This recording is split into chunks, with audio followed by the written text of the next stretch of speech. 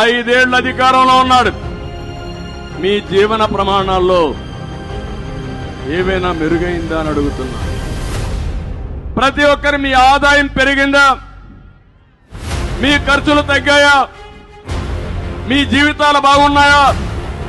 ఒక రైతు, ఒక విద్యార్థి, ఒక నిరుద్యోగి, ఒక కూలి, ఒక కౌలు రైతు, ఒక ఆడబిడ్డ, కడాన ఒక పత్రికా విలేకరులు కూడా ఎవరి జీవితాల్లో కూడా ప్రశాంతత లేదు.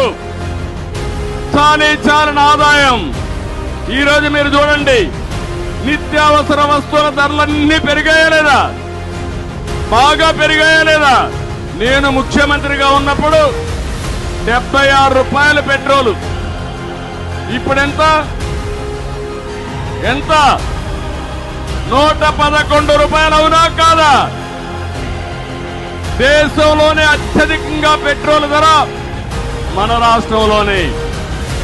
ఆ రోజు 70 రూపాయలు డీజిల్.